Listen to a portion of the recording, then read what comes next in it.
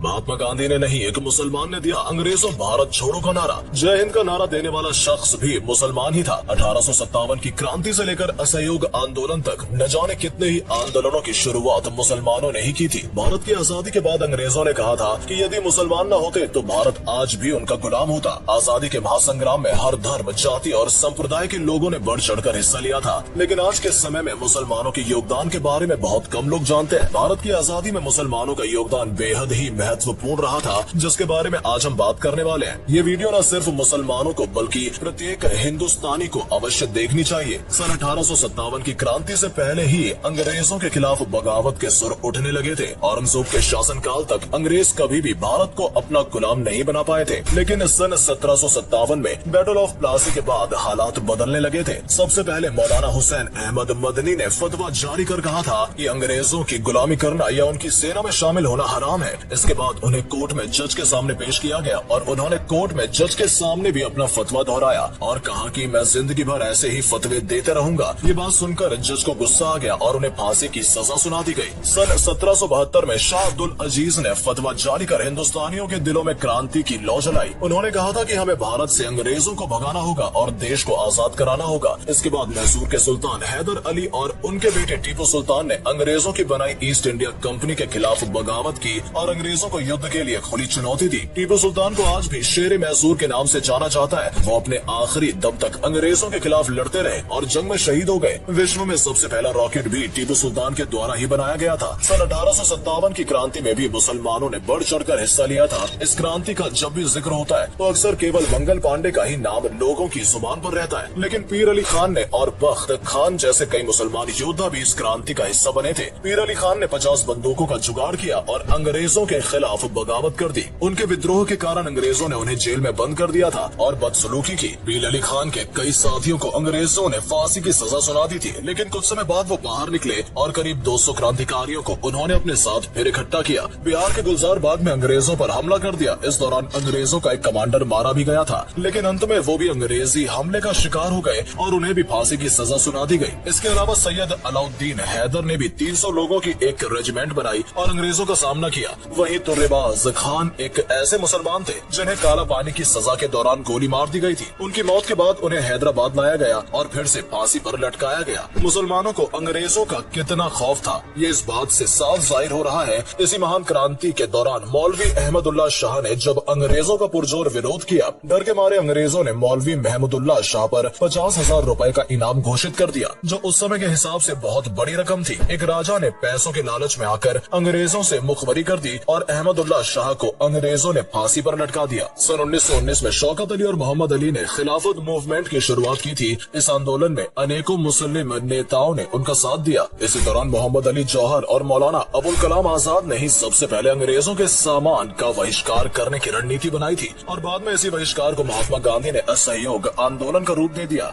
हाजी सिद्दीकी एक महान शुगर व्यापारी थे जिन्होंने सहयोग आंदोलन के दौरान अपनी शुगर की मिलों को पूरी तरह से बंद कर दिया था। उनकी मिल इतनी बड़ी थी कि इंग्लैंड में सबसे अधिक उनकी मिल की चीनी का ही इस्तेमाल किया जाता था। भगत सिंह को जब फांसी की सजा सुनाई गई थी तो उनका केस लड़ने वाले बैरिस्टर आसिफ अली एक मुसलमान ही थे। कई बड़े बड़े वकीलों ने अंग्रेजों के डर से भगत सिंह का केस लड़ने से मना कर दिया था। यदि उस दौरान शोभा सिंह केस में अपनी गवाही न देती तो भगत सिंह फांसी से बच सकते थे। मुसलमानों ने भारत की आजादी के लिए कई सारे नारे दिए जिनका इस्तेमाल खूब जोरों शोरों से किया गया। महान उर्दू कवि हसरत मोहानी ने सबसे पहले इनकलाब जिंदाबाद का नारा दिया था। इन्होंने आजादी की रूपरेखा तैयार करने में भी अहम भूमिका निभाई थी। अंग्रेजों भारत छोड़ो का नारा महात्मा गांधी ने नहीं बल्कि सबसे पहले यूसुफ मेहर अली के द्वारा दिया गया था। इन्होंने ही साइमन कमीशन का विरोध करते हुए साइमन गो बैक का नारा भी दिया था। आज के समय में पढ़ाया जाता है कि जय हिंद का नारा सुभाष चंद्र बोस ने दिया था, लेकिन जय हिंद का सबसे पहला नारा आबिद हसन सफरानी ने दिया था। कानपुर के रहने वाले अजीमुल्लाह खान ने सबसे पहले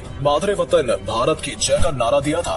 बाद में कुछ सांप्रदायिक लोगों ने इस नारे में माता शब्द जोड़ दिया था। अजीमुल्लाह खान ने ही भारत के लिए राष्ट्रीय गीत लिखा था जिसके बोल कुछ इस प्रकार है। इसकी रूहानियत से रोशन है जग सारा, ऊपर बर्फीला पर्वत पहरेदार हमारा। इसके अलावा सारे जहां से अच्छा हिंदुस्तान हमारा जैसा शानदार गीत लिखने वाले प्रसिद्ध शायर मोहम्मद इकबाल भी एक मुसलमान ही थे। इतना ही नहीं, भारत के तिरंगे का जो स्वरूप आज हमें देखने को मिलता है उसे हैदराबाद की मुस्लिम महिला सुरैया तैयब जी ने के द्वारा तैयार किया गया था। इन्होंने पिंगली वेंकैया द्वारा डिजाइन किए गए शुरुआती तिरंगे में बदलाव कर चरखे की जगह बीच में में अशोक चक्र बनाया था। सैयद शहनवाज अहमद कादरी की किताब लहू बोलता है में विस्तार से वर्णन किया गया है कि भारत की आजादी में मुसलमानों का कितना बड़ा योगदान रहा है। अंग्रेजों ने भारत के क्रांतिकारियों को सबक सिखाने के लिए काला पानी की जेल का निर्माण कराया था। इस जेल में सजा पाने वाले सबसे ज्यादा कैदी मुसलमान ही थे। बहुत से अन्य धर्म के लोगों ने इस सजा से बचने के लिए अंग्रेजी अधिकारियों को माफीनामे लिखे, उनकी गुलामी स्वीकार की और यहाँ तक की मुखबरी भी की, लेकिन मुसलमानों ने कभी भी अंग्रेजों के साथ सौदा नहीं किया। सन 1919 में रॉवलेट एक्ट के विरोध में जब जलियांवाला बाग में लोग इकट्ठा हुए थे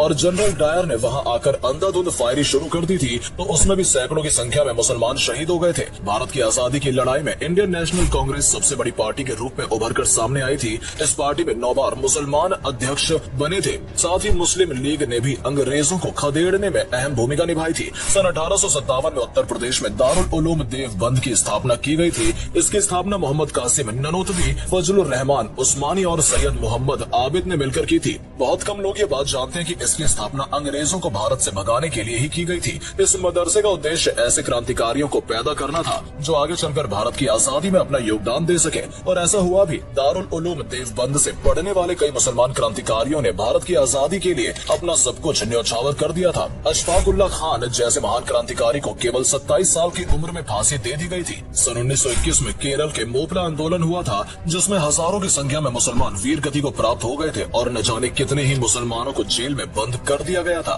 डॉक्टर भीमराव अम्बेडकर को पहचान दिलाने में भी मुसलमानों का अहम योगदान रहा है। साल 1946 में बाबा साहेब ने जब चुनाव लड़ा तो दलित होने के कारण उन्हें हार का सामना करना पड़ा था। इसके बाद मुस्लिम लीग ने उन्हें बंगाल के मुसलमान बहुल इलाके से चुनाव लड़वाया और उन्हें जीत दिलाई। इसके बाद ही बाबा साहेब अम्बेडकर संविधान सभा का हिस्सा बने और आज उन्हें संविधान के जनक के रूप में जाना जाता है। हाकिम अजमल खान ने आजादी के आंदोलन में गांधी का भरपूर साथ दिया था। बहुत से लोगों का ऐसा भी मानना है कि इन्होंने ही गांधी जी को सबसे पहले महात्मा का टाइटल दिया था। आपको जानकर हैरानी होगी कि इस्लाम धर्म से प्रभावित होकर महात्मा गांधी के बेटे हरिलाल गांधी ने अपना धर्म बदलकर इस्लाम धर्म कबूल कर लिया था और अपना नाम भी अब्दुल्ला रख लिया था। दोस्तों, इसके अलावा भी न जाने कितने ही मुसलमानों ने भारत को आजाद कराने में अपना अमूल्य योगदान दिया है। जब जब जरूरत पड़ी है, मस्जिदों को किले की तरह इस्तेमाल किया गया है। मस्जिदों में रहते हुए ही बहुत से लोगों ने आजादी की जंग लड़ी। आज भारत जिस मुकाम पर खड़ा है, उसमें मुसलमानों का अहम योगदान रहा है। उम्मीद करते हैं कि आप भी मुसलमानों के अमूल्य योगदान के बारे में समझ गए होंगे। अगर आपको ये वीडियो अच्छी लगी हो और इससे कुछ नया सीखने को मिला हो तो इसे लाइक करें और अधिक से अधिक शेयर करें। आज के लिए इतना ही दोस्तों,